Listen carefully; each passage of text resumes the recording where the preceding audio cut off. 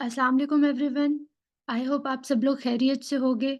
आज हमारा first topic है इंट्रोडक्शन टू वेब डेवलपमेंट, जिसमें हम लोग देखेंगे कि वेब डेवलपमेंट क्या होती है, फ्रंट एंड और बैक एंड क्या होते हैं।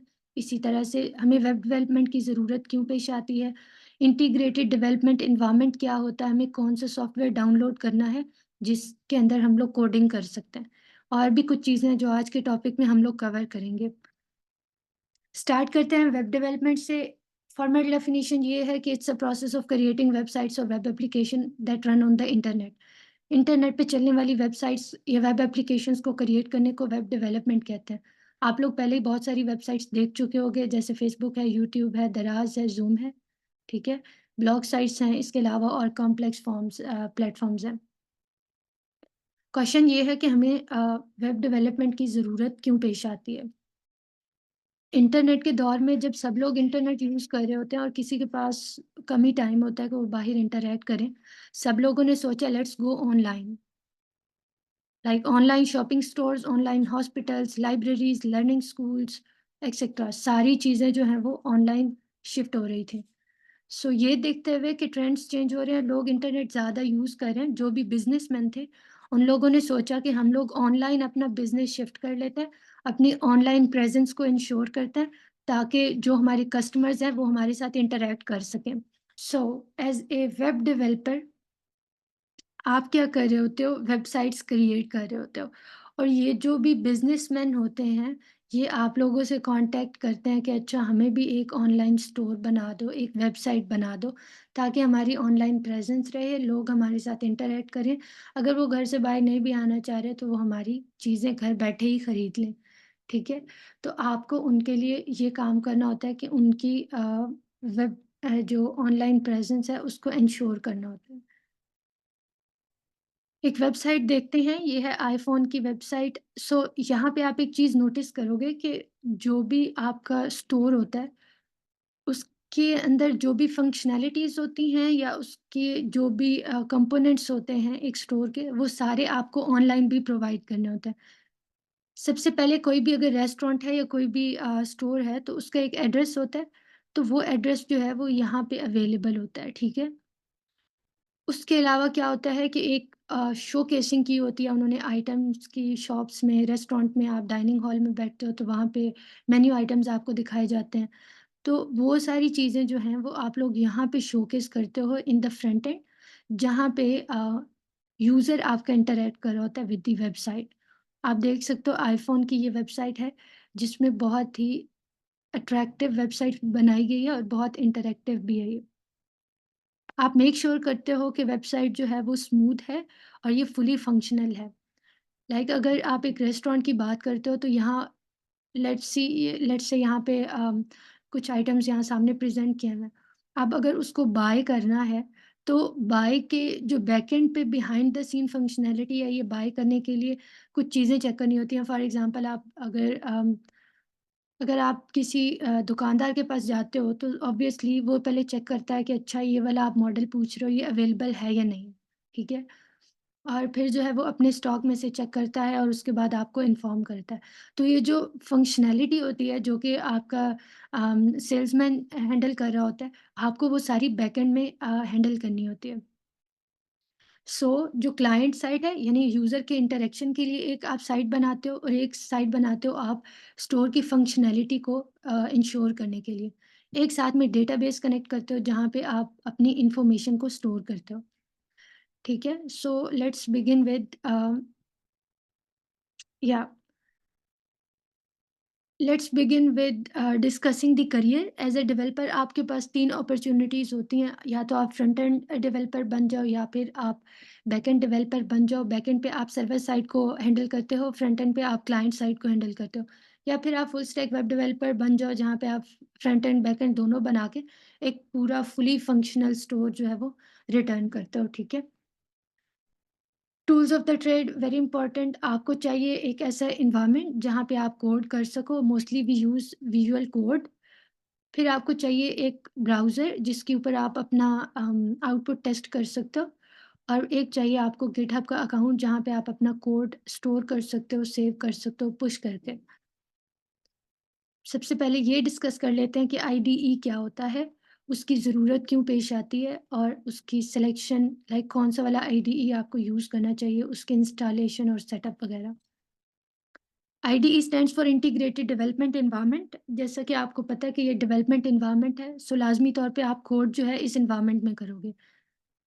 यहाँ पे आप क्या करते हो कि ये डेवलपमेंट एनवायरनमेंट आपको वो बेसिक टूल्स प्रोवाइड करता है जो कि सॉफ्टवेयर डेवलपमेंट के लिए ज़रूरी हैं। आप इस एनवायरनमेंट में क्या करते हो, कोड करते हो, अपने एरर्स जो है वो देखते हो अगर कोई आ रहे हो। आप अपनी जो वेबसाइट है उसको टेस्ट कर रहे होते हो। इसको यूज़ करने का फ़ायदा क्या होता है कि डेवलपर की एफिशिएंसी बढ़ जाती है। अर्लियर क्या हुआ करता था कि जो कोड था वो आप नोटपैड पे लिखते थे और नोटपैड पे आप इमेजिन करो कि इसी तरह से 1000 2000 वर्ड के लाइन ऑफ कोड लिखे हुए हैं, 2000 तो थोड़ा 5-10,000 के, और वो जस्ट ब्लैक कलर में। तो वो काफ़ी डिफ़िकल्ट हो जाता था डीबगिंग के टाइम पे। अगर कोई एरर आ रहा है तो एक तो एरर का नहीं समझ आता था कि कहाँ एरर आया है, और दूसरा उस कोड में चीज़ों को अंडरस्टैंड करना और स्ट्रक्चर को देखना, वो थोड़ा डिफ़िकल्ट था, बल्कि काफ़ी डिफ़िकल्ट था।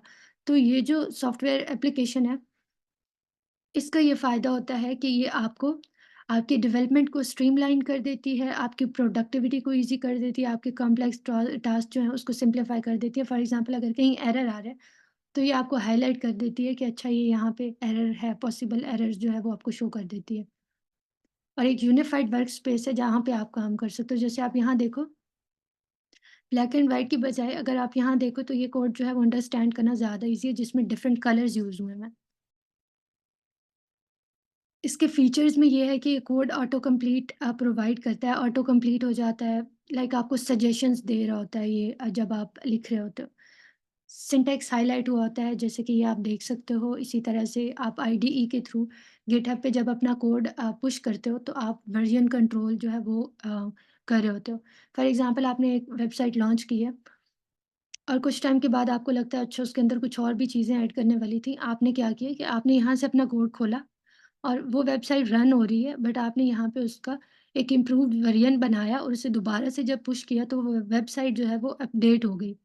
So that's how you control the version. इसी तरह से मोबाइल के जो नए-नए वर्ज़न्स आप देख रहे होते हो कि नया वर्ज़न आ गया, नया वर्ज़न आ गया, वो इसी तरह की डेवलपमेंट की अपडेट्स होती हैं। इसके अलावा इसमें क्या होता है कि एरर चेकिंग जो है वो आप कर सकते हो। एक तो ये खुद हाइलाइट कर देता है। उसके अलावा क्या है कि आप डीबगिंग प्रोग्राम जो है वो रन करके फिर भी जो है वो एरर्स चेक कर सकते हो। आईडीई बहुत सारे हैं लेकिन उसमें से जो आपने इंस्टॉल करना है वो है वीएस कोड। क्योंकि ये ओपन सोर्स है, meaning it is available for everybody, so हम लोग भी यही यूज़ करेंगे। और जैसे ही आप इंस्टॉल कर लोगे, इंस्टॉलेशन पहले देख लेते हैं कि करनी कैसे है। यहाँ पे लिखो वीएस कोड डाउनलोड, और लिखने के बाद फर्स्ट पे जाओ। हाँ, अगर आप लोग विंडोज़ यूज़ कर रहे हो तो ये देख लो 10 और 11 के लिए यहाँ से ये डाउनलोड करो। करते हुए ये देख लो कि ये 64 बिट के लिए सारे हैं। तो आपको ये वाला विंडोज़ यूज़र को ये इंस्टॉल करना है, मैक यूज़र्स को ये इंस्टॉल करना है, ठीक है? जब ये आप इंस्टॉल कर लो, बस बेसिक से ही उसके स्टेप्स होते हैं जिसमें आपको कुछ चेक्स मार्क करने होते हैं और जो है वो प्राइवेसी सेटिंग्स मार्क करनी होती हैं, वो टिक करके तो आप जो है इसे इंस्टॉल कर लोगे। It's very simple. अगर किसी को कहीं पे इश्यू फ़ील होता है तो वो मुझे स्क्रीनशॉट भेजे, मैं उसको उसका सॉल्यूशन बता दूँगी। Once you have completed this installation, आपने क्या करना है कि अपना वीएस कोड खोलना है और उस पे आपने 2 एक्सटेंशंस जो है इंस्टॉल करनी है। अम, लेट्स ओपन वीएस कोड। जब आप इसे ओपन करोगे तो ये कुछ ऐसा दिखेगा। अम, या यहाँ डिफरेंट ऑप्शंस आपके पास अवेलेबल हैं, लेकिन आप इस वाले पे जाओगे जहाँ पे स्क्वायर बॉक्सेस हैं। यहाँ पे एक्सटेंशंस जो हैं वो आप इंस्टॉल कर सकते हो। अच्छा, इस वीएस कोड में काफ़ी सारी एक्सटेंशंस जो हैं वो आप इंस्टॉल कर सकते हो और वो सारी ही आपको हेल्पफुल होंगी। I am sorry. यहाँ आप लिखोगे 2 एक्सटेंशंस इंस्टॉल करनी है, एक करनी है लाइव सर्वर, अ, और ये फर्स्ट वन जो है पर्पल कलर में, ये आपने इंस्टॉल कर लेनी है, मेरी ऑलरेडी इंस्टॉल्ड है। दूसरी है प्रेटियर, ये एक फॉर्मेटिंग टूल है जो कि आपकी जो कोड है उसको बहुत ही प्यारा करके दिखा देता है। तो प्रेटियर के नाम से ही शो हो रहा है, ये प्रेटी करके दिखाएगा कोड, तो कोड करने को दिल भी चाहता है, ठीक है? एक इसको इंस्टॉल कर लो। इसके अलावा भी एक है जिसमें है आपके पास ऑटो क्लोज़ टैग। हाँ, ये भी आप कर लो, इससे ये फ़ायदा होता है कि आपके जो टैग्स हैं वो ऑटोमैटिकली क्लोज़ होते हैं। लाइक ये आपको सजेस्ट करता है कि अच्छा इसको क्लोज़ करना है। तो एक आप ये भी इंस्टॉल कर लो। हाँ, अब आ जाते हैं कहाँ? Role of browser. हमने यहाँ पे यहाँ पे हमने रीड किया था कि हमें चाहिए एक आईडीई इंटीग्रेटेड डेवलपमेंट एनवायरनमेंट, एक ऐसा एनवायरनमेंट जहाँ पे आप जो है वो कोड लिख भी सकते हो और वहाँ पे टेस्ट भी कर सकते हो। अगर कोई एरर आ रहा है तो वो जो सॉफ्टवेयर है वो आपको हेल्प आउट करे कि आप एरर देख सको, ठीक है? और उसे रिज़ॉल्व कर सको। इससे क्या होता है कि कोडिंग की, प्रोग्रामिंग की स्पीड बहुत बढ़ जाती है। सेकंड चीज़ मैंने आपको बताई थी कि ब्राउज़र इज़ वेरी इम्पोर्टेंट। ये जो आप यूज़ कर रहे हो गूगल क्रोम है या फिर सफारी है, जो भी आप यूज़ करते हो, तो वो ब्राउज़र क्या करता है कि आपको आउटपुट शो करता है। फॉर एग्ज़ाम्पल यहाँ पे किसी ने बहुत सारा कोड लिखा था एपल डॉट कॉम के लिए और उसका आउटपुट यहाँ पे ये शो हो रहा है, ठीक है? अब क्या करना है हमने हमने जाना है इधर। रोल ऑफ ब्राउज़र में ये है कि वेब पेज को डिस्प्ले करता है। जो आपने एचटीएमएल कोड जो आपने कोड लिखा होगा ना, वो आपको स्क्रीन पे आउटपुट के तौर पे शो होगा। लाइक आपने just few lines of code लिखा होगा और वहाँ पे इमेजेस और बहुत सारे बटन्स और ये सारी चीज़ें आ रही होंगी। इससे क्या फ़ायदा होता है कि आपका जब आउटपुट शो हो रहा होता है तो वहाँ पे यूज़र जो है उसके साथ आपके डेटा के साथ इंटरैक्ट भी कर सकता है, आपके वेब पेज के साथ इंटरैक्ट कर सकता है। वहाँ अगर बटन है तो उस पे क्लिक कर सकता है। ठीक है? इस तरह की जो इंटरैक्शन है वो पॉसिबल होता है। इसके अलावा ब्राउज़र क्या करता है कि आपके बैकएंड पे अगर कुछ चीज़ें पड़ी हुई हैं तो वो वहाँ से जो है वो बैकएंड से सर्वर से इमेजेस लेके आता है, एचटीएमएल लेके आता है, जो भी चीज़ें रिक्वायर्ड होती हैं बैकएंड से, वो आपका ब्राउज़र रिक्वेस्ट कर रहा होता है आपके बैकएंड के सर्वर को कि वो चीज़ें प्रोवाइड कर दे, ठीक है? फॉर एग्ज़ाम्पल अगर आप जो है वो कहते हो कि मुझे ये बाय करना है। अब ये ब्राउज़र यहाँ पे ये रन हो रहा है और ये क्या करेगा कि बैकएंड को रिक्वेस्ट भेज रहा है कि ये वाला फ़ोन इसको बाय करना है, लिहाज़ा इसकी डिटेल बता दो। अब यहाँ पे ये सारी डिटेल लोड हुई है और ये फिर मेरे लिए ये पेज इन्होंने शो किया। अब इसमें अगर मुझे कोई ख़रीदना है तो आइल से अच्छा मुझे ये ख़रीदना है और हाँ, मुझे ये ख़रीदना है, इसका कलर मुझे ये चाहिए।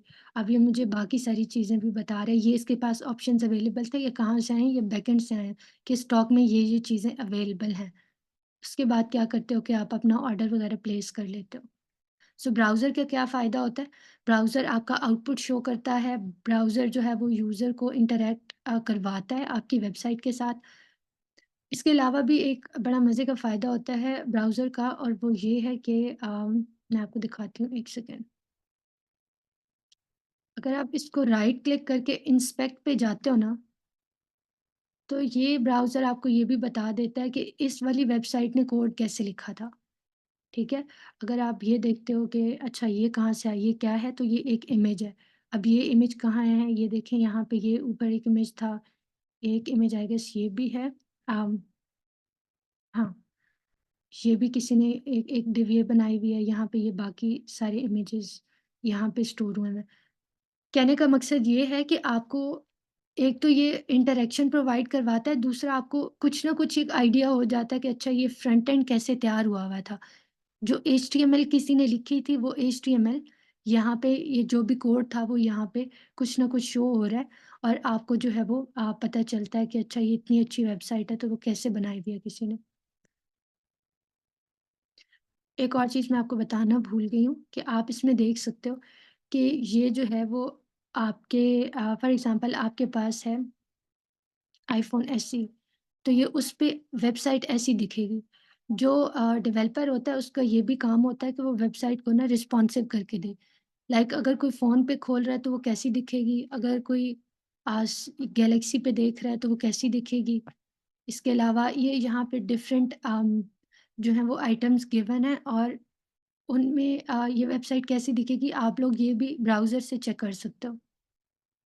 सो आप जब वेबसाइट बना रहे होते हो तो आप लोग इस काम के लिए भी ब्राउज़र को यूज़ करते हो। अच्छा, अच्छा ब्राउज़र का जो रोल है वो अंडरस्टैंड करने के बाद स्टार्ट करेंगे फ्रंट एंड डेवलपमेंट से, ठीक है? पहले हम लोग सीखेंगे कि ये जो फ्रंट एंड होता है, जहाँ यूज़र ने इंटरैक्ट करना होता है, वो कैसे बनाना है। फ्रंट एंड बनाने के लिए हमें चाहिए होती हैं 3 लैंग्वेजेज़ अ, जिसमें एचटीएमएल जो है वो स्ट्रक्चर का काम करती है। जैसे आप ये देखो कि अगर गाड़ी बनानी है तो उसका स्ट्रक्चर आप किससे बनाओगे? ये सारे जो स्पेयर पार्ट्स हैं इसको असेंबल करोगे तो एक गाड़ी बन जाएगी। देन उसको अगर आपने खूबसूरत बनाना है तो उसमें आप कैस्केडिंग स्टाइल शीट से पेंट वगैरह, कलर वगैरह करोगे तो आपकी जो है वो गाड़ी वो और खूबसूरत लगने लगेगी। बट अगर ये चलती नहीं है गाड़ी तो इसका कोई फ़ायदा नहीं है। लिहाज़ा इसमें लाइफ़ डालने के लिए इसकी फ़ंक्शनैलिटी को राइट करने के लिए आपको क्या चाहिए होती है? JavaScript. In the world of development आपको ये तीनों चीज़ें चाहिए होती हैं, ठीक है? इसी तरह से अगर कोई रेस्टोरेंट है तो वो भी आपको पहले उसका एक स्ट्रक्चर या लेआउट बनाना है एचटीएमएल से और फिर आपको जो है कलर डिसाइड करने हैं कि इसमें कौन-कौन से कलर्स यूज़ होंगे एंड देन आप जो है उसमें लॉजिक या फंक्शनैलिटी या लाइफ डालोगे कि कौन-सा बटन प्रेस करके क्या फंक्शन परफ़ॉर्म होगा। एचटीएमएल के बारे में थोड़ा-सा आप लोग पढ़ लो उसके बाद हम जो है वो प्रोजेक्ट पे फॉर्मली चलेंगे। जो एचटीएमएल है वो है hyper text markup language. Hyper text का मतलब होता है एक ऐसा टेक्स्ट जो कि सिंपल टेक्स्ट ना हो, ठीक है? वो हाइपर टेक्स्ट हो like text within a text और a text that takes you beyond this space और वर्क स्पेस।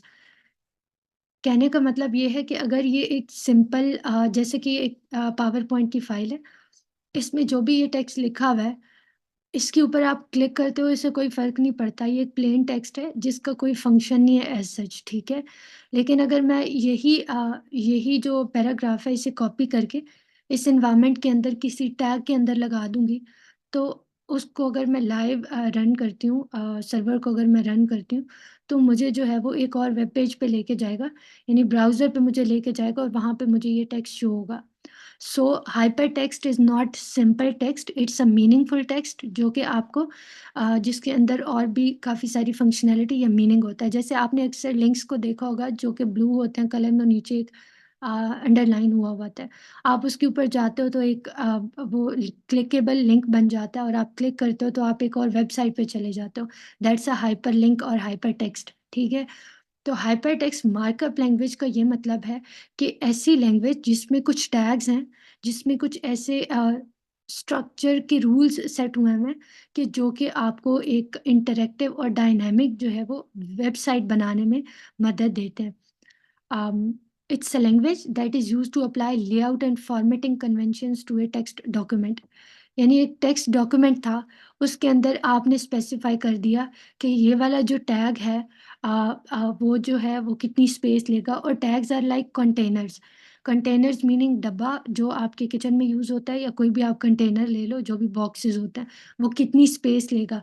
जिस तरह से आप अपने किचन को सेटअप कर रहे होते हो कि अच्छा ये डिब्बा होगा, उसमें ये चीज़ होगी और वो यहाँ पे प्लेस होगा। इस लेवल का सॉरी इस साइज़ का जो डिब्बा है और उसका ये कलर होगा, उसमें ये चीज़ जाएगी।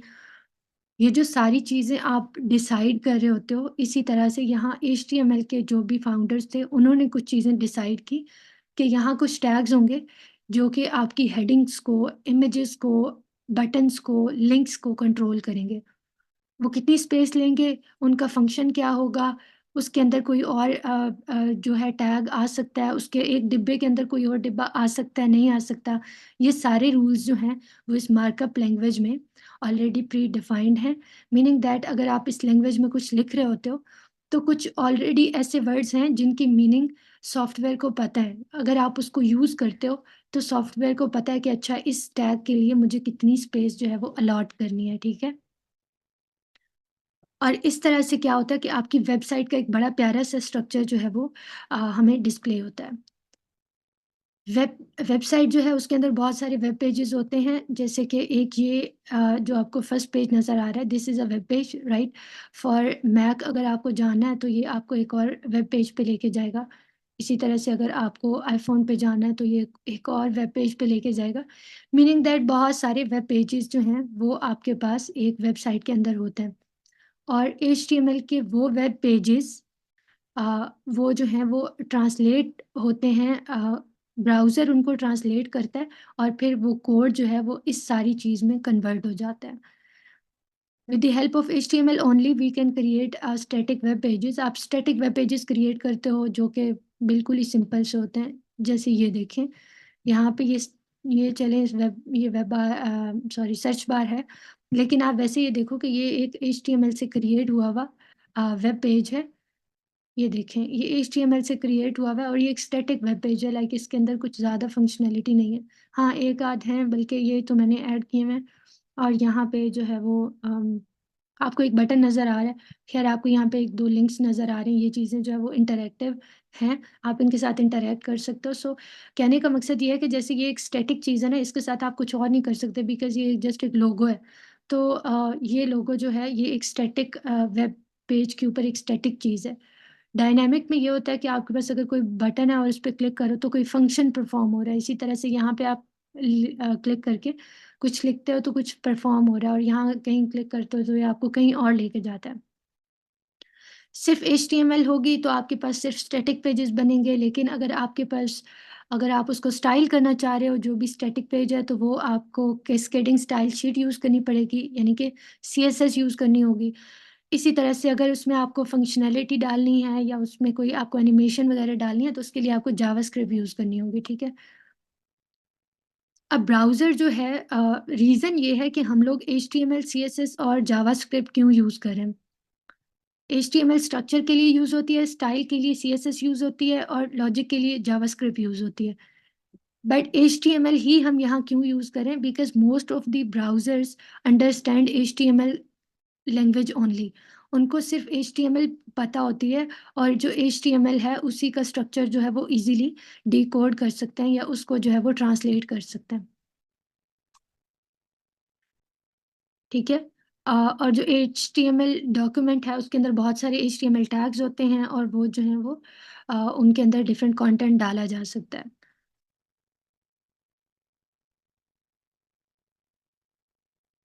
हाँ।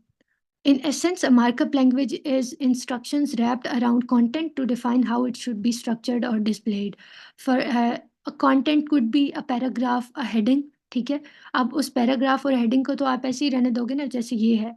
अब ये तो ऐसे ही जाएगी बट ये टैग्स मैं सोच रही हूँ कि ये बोल्ड होना चाहिए। तो यहाँ मैं एक टैग लगा दूँगी बी वाला, ठीक है?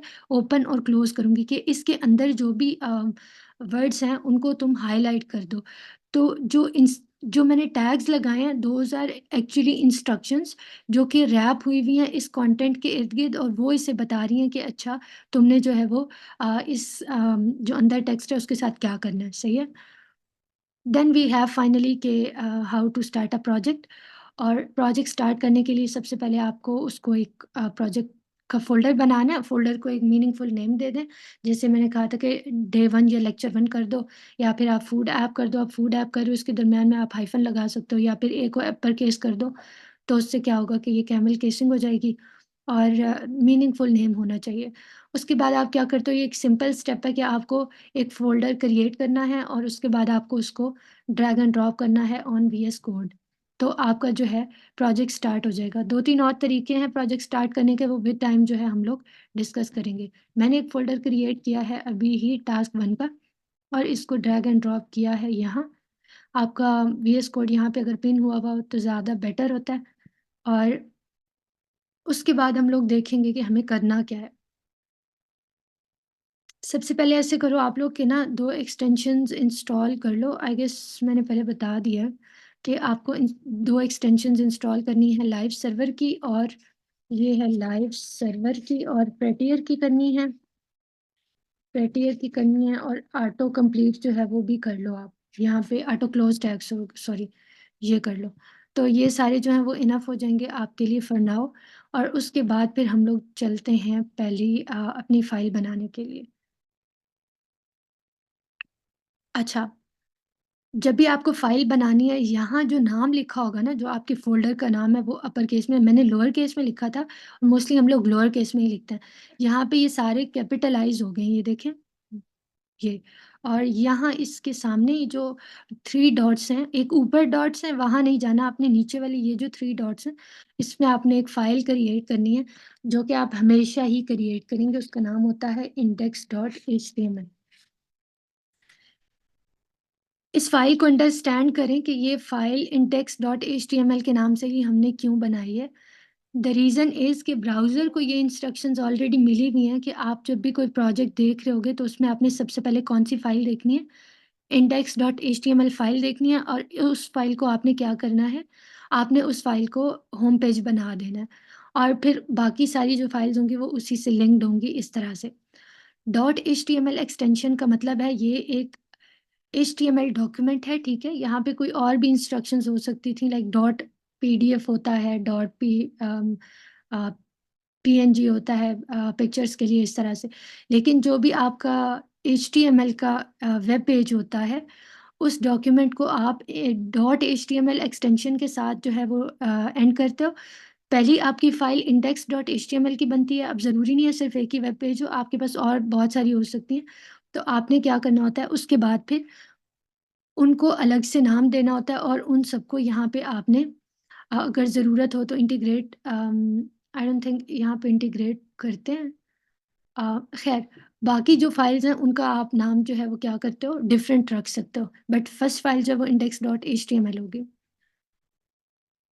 एक ऐसा कुछ लाइन ऑफ कोड्स हैं जो सब प्रोग्रामर्स के पास सेम ही आती हैं, मीनिंग दैट कि जब आप स्टार्ट कर रहे होते हो तो आपको एक बॉयलर प्लेट कोड दे दिया जाता है, जो कि इनिशियली सबके पास सेम ही जाता है।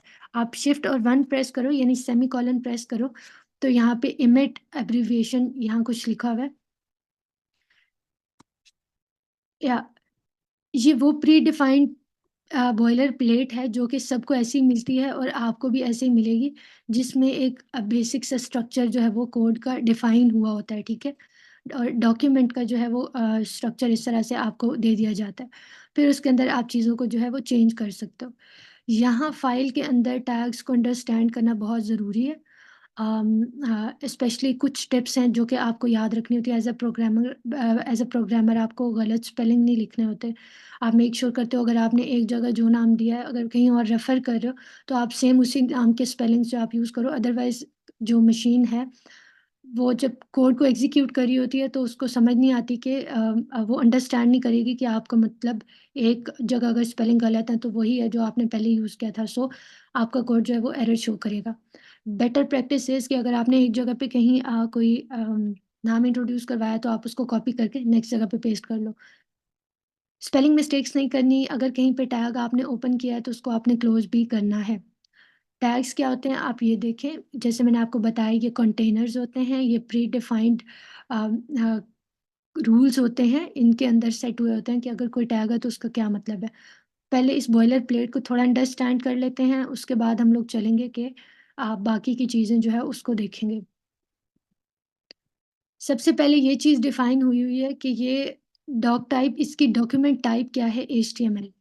यानी कि अगर आपका ब्राउज़र यहाँ पे जब ये लाइव सर्वर में जाता है, आपकी ये वाली वेबसाइट, आपका ये प्रोजेक्ट जाता है, तो ब्राउज़र सबसे पहले index.html की फ़ाइल ढूँढेगा और वो यहाँ आएगा। यहाँ आके उसे पता चल जाएगा कि डॉक्यूमेंट की टाइप जो है वो एचटीएमएल है, यानी इसके बाद उसको एचटीएमएल देखने को मिलेगी। उसके बाद जो है वो एचटीएमएल का टैग शुरू हो जाता है।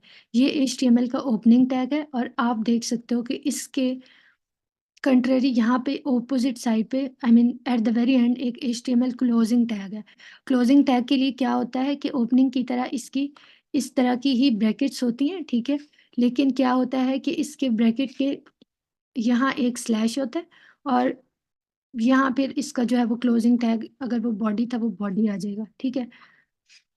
यानी कि यहाँ स्लैश के बाद आप जो है वो नाम टैग का लिख रहे होते हो, क्लोजिंग टैग जो है वो इस तरह से बनाते हो।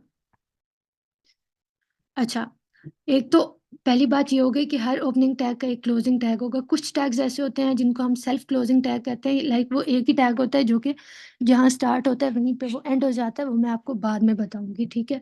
फर्स्ट पे ये देखें कि यहाँ पे एचटीएमएल का टैग है, मीनिंग दैट कि अगर आपकी एचटीएमएल यहाँ से शुरू हो रही है, तो वो यहाँ ख़त्म होगी और सारे का सारा कोड जो है वो इनसाइड ऑफ इट आएगा, ठीक है? यहाँ पे आपका एक हेड है और यहाँ एक बॉडी है। I think we should write body here. Yes,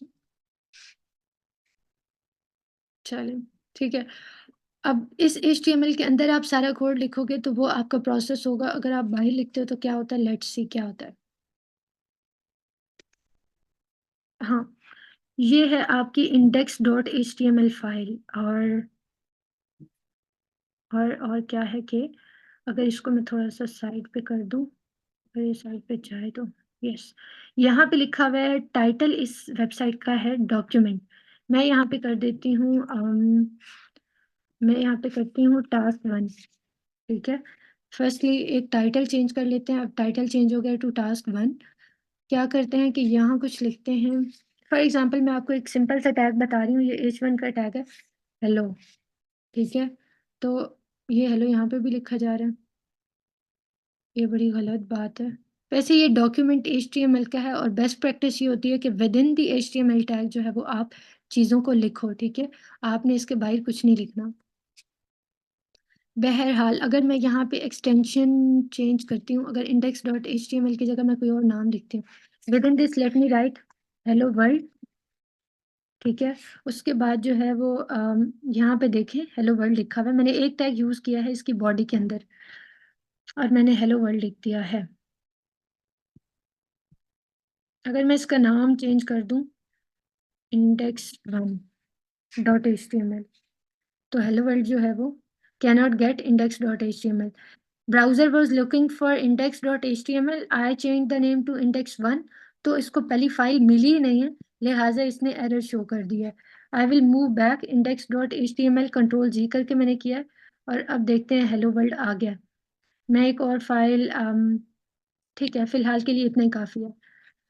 meaning that आपकी फर्स्ट फाइल होगी index dot HTML, dot HTML भी लगाना ज़रूरी है, इंडेक्स भी लगाना ज़रूरी है। सेकंड आपकी फाइल जो है उसमें नाम चेंज होगा, डॉट एचटीएमएल की एक्सटेंशन वैसी ही रहेगी और जो है आप उसको फिर आगे लेके चल सकते हो। इसका स्ट्रक्चर हम अंडरस्टैंड कर रहे थे कि एचटीएमएल का टैग जो है इसके अंदर आपने सारी चीज़ें लिखनी है। एचटीएमएल के साथ ही लिखा हुआ है language is equal to English, like मैं इंग्लिश लैंग्वेज में कोड कर रहा हूँ। उसके बाद आपके पास आ गया हेड का टैग, जिसमें आपके पास वाक़ई में हेड होता है, जिसमें आपके पास कैरेक्टर सेट की टाइप लिखी हुई है, मेटा डेटा जो है वो लिखा हुआ है और उसमें ये है कि आपकी स्क्रीन का साइज़, विड्थ और हाइट कितनी होगी, ये चीज़ें कुछ व्यू पोर्ट जो है वो डिफ़ाइन किया हुआ है। जो हेड के अंदर चीज़ें होती हैं वो आपके बाकी डॉक्यूमेंट को रन करने के लिए डेटा प्रोवाइड करती हैं, ठीक है? फिर एक बीच में टाइटल है, वो आपको पता ही है। अच्छा, ये हेड था और ये बॉडी, ये ह्यूमन जैसे इंसानों का हेड होता है और बॉडी होती है, वैसे ये सब फंक्शन हो रहा होता है। इस दिमाग में सारी फंक्शनैलिटी चल रही है। नीचे एक आपके बॉडी जो होती है वो फंक्शन परफ़ॉर्म करती है। उन सारी इंस्ट्रक्शंस की बेस पे जो आपके सर में जो डिसाइड हो रहे होते हैं, ठीक है? अच्छा, अब ना यहाँ पे बहुत सारे टैग्स हैं। काफ़ी सारे टैग्स हैं जो कि आप अंडरस्टैंड कर सकते हो। मैं अभी एक टेम्पलेट निकाल लेती हूँ और जो है वो simple template for HTML CSS HTML practice, ठीक है। एक निकाल के कुछ बना लेते हैं और उसके बाद जो है हम लोग आगे चलेंगे। हम्म, मैं ये बना लूँ। लेट्स सी क्या करते हैं। अच्छा, ये वाला बना लेते हैं फॉर एग्जांपल।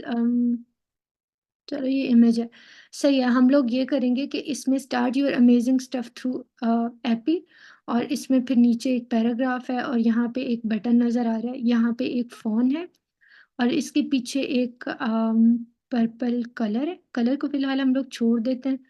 अम, हाँ, और कुछ टैग्स जो है वो मैं आपको पहले पढ़ा देती हूँ और वो जो है आपको उसकी फ़ंक्शनैलिटी भी बता देती हूँ ताकि आप जो है उसे यूज़ कर सको। मैं आपको कुछ टैग्स बता रही हूँ, पहले आप वो देख लो। अच्छा, हम लोग क्या टेम्पलेट ले रहे थे? हम लोग ये टेम्पलेट ले रहे हैं और इसमें हम लोग देखेंगे कि हमने क्या करना है। सबसे पहले मैं क्या करूँगी कि ये सिंपल सा जो भी स्ट्रक्चर है इसको बना लेंगे, ठीक है?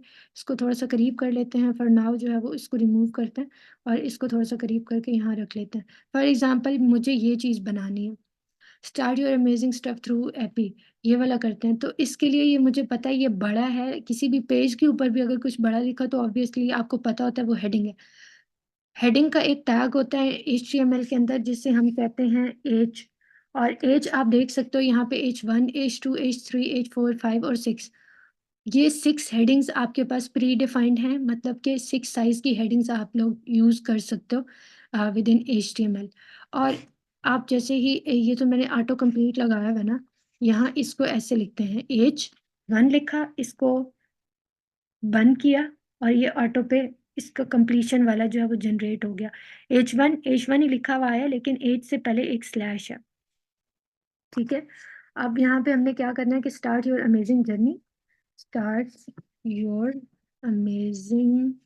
जर्नी विद एपी, ठीक है?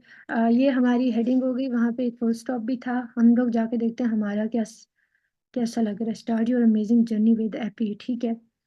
अच्छा, ऐसे है कि यहाँ पे अमेज़िंग के बाद ना, ये अमेज़िंग के बाद नेक्स्ट लाइन पे जा रहा है, तो मेरा नहीं जा रहा। एक मैं आपको और टैग बताती हूँ, ये ना एक सेल्फ क्लोजिंग टैग है, मतलब कि ये इसमें आपको ओपन किया है तो उसे क्लोज़ नहीं करना पड़ता। ये है कि आपको ब्रेक देनी होती है। बीआर लिखने के बाद आपको एक स्लैश डालना है और उसके बाद ये कर देना है, लाइक इसको आपने क्लोज़ करना है। जो ओपन हुआ हुआ टैग क्लोज़ होता है तो उसमें स्लैश इधर होता है, एज से पहले होता है।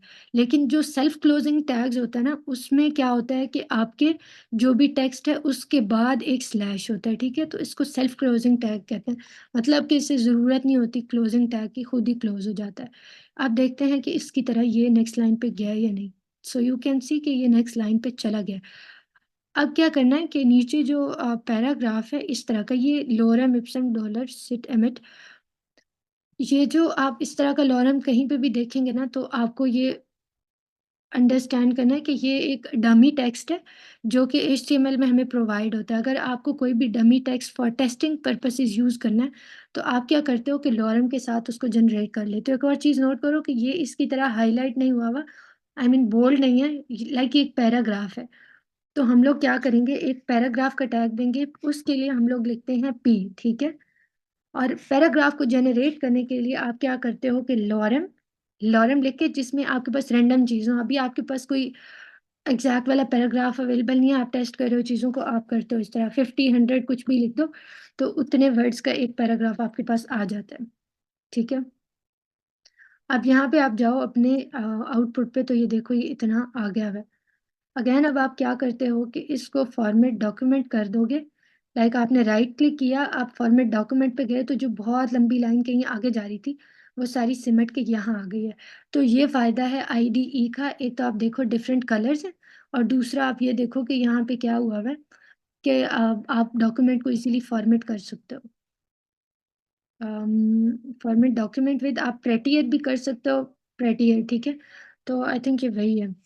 बहरहाल हाँ, अब क्या है कि यहाँ पैराग्राफ भी आ चुका है और यहाँ देखें तो इसके फ़ौरन बाद यहाँ तक, लाइक हमारा पैराग्राफ तो इतना है, यहाँ पे भी ब्रेक हो रहा है और यहाँ पे भी ब्रेक हो रहा है। अगेन क्या हो सकता है कि मैं जो हूँ, मैं क्या करूँ कि मैं यहाँ कहीं एक ब्रैकेट लाइक मैं यहाँ पे ब्रेक दे दूँ। क्या था कि एक ओपनिंग ये एरो और फिर बीआर लिखना है और फिर एक ये लगाना है स्लैश और फिर यूँ कर देना है। तो ये फर्स्ट ब्रेक होगी। एक चीज़ आप नोट करो कि बीआर के अंदर आप कुछ नहीं लिख सकते, ठीक है? लेकिन आप एक पैराग्राफ के अंदर या एक आप हेडिंग के अंदर ब्रेक जो है वो लगा सकते हो, इस्तेमाल कर सकते हो। यानी इस कंटेनर के अंदर ये आ जाएगी, बीआर आएगी और ये ब्रेक कर देगी जहाँ पे भी कुछ आपको ज़रूरत होगा। बाकी के कंटेंट को वो नेक्स्ट लाइन पे ले जाएगी। इसी तरह से आप देखो कि मैं पहले ये देख लेती हूँ कि ये बीआर जो है वो कहाँ तक डॉक्यूमेंट को ले आई है। सो ये इतनी हो गई है। अगर मैं इसको थोड़ा-सा और कर दूँ, लाइक इतना कर दूँ, क्या ख़्याल है? ठीक है, मैं इस वाले को यहाँ से कट करती हूँ और मैं यहाँ यहाँ पे लगा देती हूँ। और इसी तरह से मैं यहाँ पे एक बी आर लाइक एक ओपनिंग एरो बी आर लिखा स्लैश और फिर इसे क्लोज कर दिया। इससे करेंगे आप सेव। और लाइव सर्वर का ये फ़ायदा है कि ये आपकी यहाँ पे चेंजेस सेव हो रही हैं और वहाँ पे आपको फ़ौरन से दिखाई दे रही हैं, ठीक है। अब आपने दोबारा क्या करना है कि यहाँ आना है और यहाँ कहीं भी एक ब्रेक लगा देनी है, बी आर, और ये क्लोज कर देना है, ठीक है। यहाँ पे ये क्लोज हो गया। अच्छा, और इसके अलावा क्या है कि आप क्या कर सकते हो कि यहाँ पे भी कर लो। करप्टी कहाँ लिखा हुआ है? करप्टी यहाँ है, तो हम यहाँ लिख सकते हैं बी आर और इसको यूँ हम क्लोज कर देंगे। सो ये देखो कि कुछ ना कुछ उसकी तरह हमने इसे क्लोन कर लिया। अच्छा, अब क्या है कि हमें एक बैकग्राउंड कलर भी देना है। ये कुछ स्काई ब्लू सा लग रहा है। ठीक है, क्या करेंगे कि हम एक सबसे पहले तो इनका कलर क्या है, इन दोनों का कलर वाइट है। उससे नीचे आप देखो कि यहाँ एक बटन लगा हुआ है और बटन के ऊपर लिखा हुआ है डाउनलोड ऐप।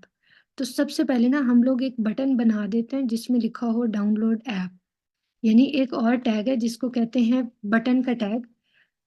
और टैग लिखने के लिए सबसे पहले आप क्या करते हो, एरो लगाते हो, फिर आप लिखते हो बटन, जो भी आपका टैग है, और फिर इसको क्लोज। अगर वो सेल्फ क्लोजिंग टैग है तो उसमें यहाँ पे ही एरो लगा के इसे क्लोज स्लैश और एरो लगा के क्लोज करोगे। अगर उसका ओपनिंग और क्लोजिंग टैग है, मीनिंग कि उसके अंदर कोई कंटेंट आना है, तो आपने पहले ओपनिंग टैग लिखना है, उसके बाद आपने क्लोजिंग टैग लिखना है। ये ऑटो कंप्लीट है, ऑटो टैग कंप्लीट है, तो उससे बटन मैंने ओपनिंग टैग लिखा है तो क्लोजिंग टैग ऑटोमेटिकली आ गया। लिहाजा क्या है कि ये बटन एक आ गया टैग, और यहाँ पे क्या लिखा हुआ था, डाउनलोड ऐप, ठीक है। अब लेट्स सी के क्या होता है। इसको मैंने सेव किया है और यहाँ पे जाके देखते हैं कि ये डाउनलोड ऐप आ गया। लेकिन इशू क्या है कि यहाँ इसका वाइट होना चाहिए कलर, और ये वाला जो कलर है वो यहाँ इसका होना चाहिए कलर, यहाँ पे राइटिंग का। और जहाँ बैकग्राउंड कलर ये है वहाँ पे वाइट होना चाहिए आपकी हेडिंग और पैराग्राफ का कलर। इसको कहते हैं स्टाइलिंग। लाइक अभी तक आप जो है वो स्ट्रक्चर क्रिएट कर रहे थे, जो बिल्ड किया आपने ये स्ट्रक्चर है। अब आप क्या करोगे कि इसके अंदर एक हाँ, अब इसके अंदर आप जो है वो स्टाइलिंग भी डालोगे। उससे भी पहले क्या करते हैं कि आपको मैं थोड़े और टैग्स बता देती हूँ, आप उसको देख लो। फॉर एग्ज़ाम्पल मैं यहाँ पे लिखती हूँ, अगर डाउनलोड ऐप का ऑप्शन आता है, तो मैं क्या करती हूँ, यहाँ पे एक और टैग लगाती हूँ, ए टैग, ठीक है? ये है आपके पास लिंक्स के लिए यूज़ होता है एंकर टैग। और आप क्या करते हो कि ए टैग्स जो हैं उसके अंदर आप क्या करते हो, आप लिखते हो कि फॉर एग्जांपल वो टेक्स्ट जो कि यहाँ होगा इसको आप एक लिंक बना रहे हो, ठीक है। तो मैं अगर कहती हूँ डाउनलोड हियर, ठीक है, ए के साथ जब मैंने डाउनलोड हियर लिखा है तो लेट्स सी कि वहाँ पे क्या हुआ है। ये देखें, यहाँ पे डाउनलोड हियर तो आ गया, लेकिन मैंने यहाँ एच रेफ नहीं दिया। जब भी हम लोग सॉरी जब भी हम लोग क्या करते हैं कि जब भी हम लोग ए टैग लिखते हैं ना, तो इसके अंदर हम लोग एक एच रेफ देते हैं, एक उसका पाथ भी दे रहे होते हैं, ठीक है। और उस बात में हम लोग क्या करते हैं कि हम लोग आई थिंक फॉर एग्जांपल मैं ये कर लेती हूँ, हम लोग यहाँ पे लिंक का एड्रेस दे देते हैं कि ये टैग अगर क्लिक होगा तो ये जाएगा किधर, ठीक है। तो आप ये देख सकते हो कि डाउनलोड हियर अंडरलाइन हो गया, उसका कलर चेंज हो गया जैसे ही मैंने एच रेफ दिया। अगर मैं एच रेफ रिमूव कर रही हूँ तो आप देखो, ये एक सिंपल टेक्स्ट है, प्लेन टेक्स्ट है जो सिर्फ कॉपी हो सकता है। जैसे ही मैंने एच रेफ दिया है, यानी कि उसको उसका एड्रेस दिया है, एच रेफ स्टैंड्स फॉर, देख लेते हैं, H ref stands for hyper text reference. जो भी आपका है ये टेक्स्ट, चूंकि इसमें लिंक एम्बेड हुआ हुआ है, तो इसका जो रेफरेंस आप देखते हो देते हो यानी लिंक के थ्रू, तो वो आपका ऑटोमेटिकली जो आपकी HTML जो आपका ये IDE है, वो उसको एक तो हाईलाइट कर देता है सॉरी। और जो आपका ब्राउज़र है ना, वो अंडरस्टैंड कर जाता है कि जो ए है वो एक लिंक होगा, और उसके अंदर जो एचरेफ होगा वो उस लिंक का लाइक एक पाथ बताएगा कि जाना किधर है। और फिर वो जो यूज़र है उसके लिए यहाँ अवेलेबल है, ये देखिएगा। अगर मैं इस पर क्लिक करती हूँ तो ये मुझे इधर लेके आया, ठीक है। तो ये फ़ायदा होता है आपके ये ए जो ए टैग होता है, एंकर टैग होता है, वो यूज़ करने का। इसके अलावा क्या होता है कि यस, ये सारे छोटे-छोटे डब्बे लाइक हेडिंग है, ये एक छोटा डब्बा है, इसके अंदर इसके ये हेडिंग जहाँ पे होती है ऑब्वियसली ये बोल्ड होती है, फिर आपके पास पैराग्राफ है, फिर आपके पास बटन होते हैं, फिर आपके पास ए टैग होते हैं। अच्छा, उसके बाद आपके पास एक लिस्ट भी होती है। लिस्ट को फ़िलहाल के लिए छोड़ देते हैं, नेक्स्ट टास्क में जो है हम लोग वो कुछ और चीज़ें सीखेंगे तो उसमें लिस्ट कवर करवा दूँगी। फ़िलहाल के लिए क्या करते हैं कि ये देखते हैं, एक डिव का कॉन्सेप्ट देना है आपको। डिव का कॉन्सेप्ट इम्पोर्टेंट है। डिव को आप ऐसे लिखते हो डिव, ठीक है? डिवीज़न इस तरह की होती है। ये एक बड़ा कंटेनर है, ये ऐसा कंटेनर है जिसके अंदर आप और बहुत सारे कंटेनर रख सकते हो। इमेजिन ये किचन का वो बड़ा वाला डब्बा है जिसके अंदर आप 5-6 छोटे डब्बे रख सकते हो या आप कितने भी डब्बे रख सकते हो, ठीक है? जितने भी डब्बे होंगे ये उन सबको सँभाल के रखेगा और कहीं भी आप लेके जाना चाहो उन सबको तो आप इस एक डिव को उठाते हो, तो वो सारे इसके साथ ही चलेंगे, ठीक है? अब आप क्या कर सकते हो कि इस डब्बे फॉर एग्ज़ाम्पल आप डॉक्यूमेंट जब देखते हो ना, तो उसमें बहुत सारी हेडिंग्स होती हैं, पैराग्राफ्स होते हैं, फिर एक एक बड़ा इमेज फॉर एग्ज़ाम्पल जैसे ये है। अब देखें, एक तो ये हो गया आपका, ठीक है? फिर आपका एक ये हो गया, अब ये आपका एक नज़र आ रहा है, ये वाला एक सेक्शन नज़र आ रहा है आपको। एक ये सेक्शन है जिसमें ये सब चल रहा है। देन आपके पास गेट टू नो आईफ़ोन वाला सेक्शन स्टार्ट होता है, तो वो यहाँ तक है, एक उसकी हेडिंग है और फिर आप देख रहे हो कि एक स्टैक है, जिसमें बहुत सारे आपके पास फ़ोन्स हैं। तो एक ये वाला अब सेक्शन है, ठीक है? उसके बाद से अब ये एक्सप्लोर द लाइनअप, अब ये वाला एक सेक्शन स्टार्ट हो गया। फॉर एवरी सेक्शन आप क्या करते हो, कोशिश करते हो कि जो है वो आप ना चीज़ों को डिव में रखो। आपके पास एक एक टैग होता है, मेन का टैग होता है, ठीक है? मेन इज़ समथिंग जो कि आप बॉडी के बाद आप नैव बार लगा लेते हो, तो आई थिंक उसके बाद आप मेन यूज़ कर सकते हो। मेन आप कहीं भी यूज़ कर सकते हो। I mean within the body tag आप जो है बाकी सारे टैग्स यूज़ कर रहे हो। अब जैसे डिफरेंट सेक्शंस थे, तो आप सेक्शन का टैग लगा सकते हो। जैसे एक ये जो है एक 1 सेकंड। जैसे अगर यहाँ तक मेरा एक ये सेक्शन था फॉर एग्ज़ाम्पल, तो मैं क्या करूँगी, यहाँ एक सेक्शन लिखूँगी और इसके अंदर इसको ऐड कर दूँगी। अब इसका फ़ायदा क्या है कि मुझे ये पता चल जाएगा कि जब भी मैं यहाँ लिख रही हूँ, अब यहाँ पे मैं एक नया सेक्शन स्टार्ट करती हूँ और उसको जो है वो मैं किसी और चीज़ के लिए इस्तेमाल कर दूँगी। फॉर एग्ज़ाम्पल अब मैं यहाँ पे एक और हेडिंग दे लेती हूँ, H1 की हेडिंग है कि एक्सप्लोर आवर ऐप, ठीक है? मैं ये एक हेडिंग एक्सप्लोर आवर ऐप की देती हूँ इस सेक्शन के अंदर और यहाँ पे अब मैं जो है वो फॉर एग्ज़ाम्पल मैं एक इमेज ऐड करती हूँ, ठीक है? आईएमजी, इमेज के लिए आपको आईएमजी टैग यूज़ करना होता है, आईएमजी, ठीक है? 1 मिनट। आईएमजी जो है वो भी सेल्फ क्लोजिंग टैग है, ठीक है? जिसमें आपको 2 चीज़ें देनी होती हैं। एक तो इसका एसआरसी यानी सोर्स देना होता है, यानी वो इमेज आ कहाँ से रही है, ऑनलाइन आ रही है या फिर आपकी लोकल जो स्टोरेज है वहाँ से आ रही है या फिर जो है अल्टरनेटिव देना होता है इस इमेज का, यानी कि आपका अगर सोर्स में जो प्रोवाइडेड इमेज है अगर वो कहीं मिसप्लेस हो जाता है या नहीं शो हो रहा होता है तो अल्टरनेट जो है वो स्टोरी क्या बतानी होती है, ठीक है? तो यहाँ फॉर एग्ज़ाम्पल अल्टरनेट में आप क्या लिख सकते हो, for example explore our app जो है, उसके अंदर मैं इसी इमेज को का एड्रेस कॉपी कर लेती हूँ, कॉपी इमेज एड्रेस, ठीक है? फॉर एग्ज़ाम्पल किसी को मैंने बोला कि आप ये कर लो।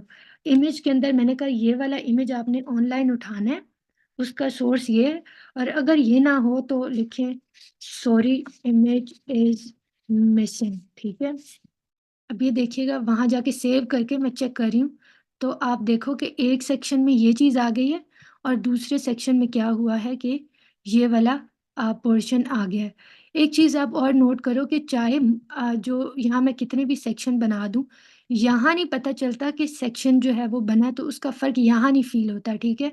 जो सेक्शंस हैं उनका फ़र्क सिर्फ़ मुझे फ़ील होगा, but I am trying to say is sections जो हैं वो मेरे कोड को बेहतर बनाने के काम आते हैं। लाइक मुझे पता है कि अच्छा मैंने चूँकि मेरे पास बहुत सारी चीज़ें थी, तो मैंने सोचा अच्छा मैं ये जो स्टार्टिंग वाला एक सेक्शन रख लेती हूँ, फिर जो एक्सप्लोर आवर ऐप वाला सेक्शन रख लेती हूँ। अच्छा इसमें मैं फलाँ चीज़ें डालूँगी, इस सेक्शन में वो चीज़ें डालूँगी। सो ये मेरी फ़ॉर्मेटिंग को इम्प्रूव करेगा, ठीक है?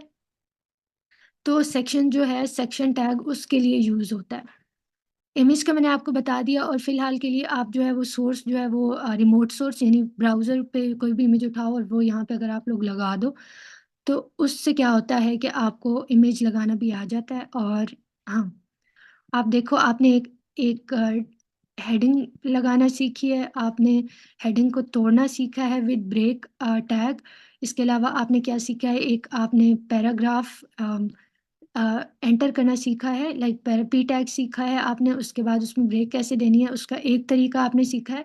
फिर आपके पास क्या है कि एक बटन है, आपने वो लगाना सीखा है, आपने ए टैग लगाना सीखा है जिसमें आप जो है वो क्या करते हो कि एक हाइपरलिंक जनरेट कैसे कर सकते हो, एक हाइपरलिंक कैसे देते हो। उसके बाद आपने एक और हेडिंग लगाई एक्सप्लोर आवर ऐप की और आपने एक जो है वो रिमोट सा इमेज दे दिया फॉर नाउ। अब आप देखो ये लग इतना लाइक थोड़ा-सा स्ट्रक्चर हो गया लेकिन ये इतना खूबसूरत लग नहीं रहा।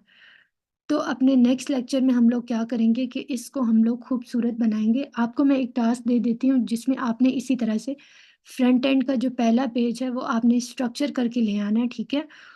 और आप जब स्ट्रक्चर करके ले आओगे तो उसके अंदर फिर हम लोग जो है वो सीएसएस की स्टाइलिंग के थोड़े जो तरीके हैं ना वो लोग वो अंडरस्टैंड करेंगे, ठीक है? उसके बाद जो है हम लोग इनलाइन और ब्लॉक एलिमेंट्स का डिफरेंस देखेंगे नेक्स्ट क्लास में। सीएसएस का यूज़ देखेंगे नेक्स्ट क्लास में। उसके अलावा क्या है कि अम, कोशिश करेंगे कि जो है वो बॉक्स मॉडल जो है वो कर लें। इसके अलावा नैप बार बनाना सीख लें और हाँ, ये कुछ चीज़ें जो हैं वो करना सीख लें और लेट्स सी फिर उसके बाद हम लोग क्या करते हैं। अभी तक के लिए इतना ही काफ़ी है, आप इसको प्रैक्टिस वगैरह कीजिएगा और इंशाल्लाह हम मिलते हैं फिर नेक्स्ट क्लास में।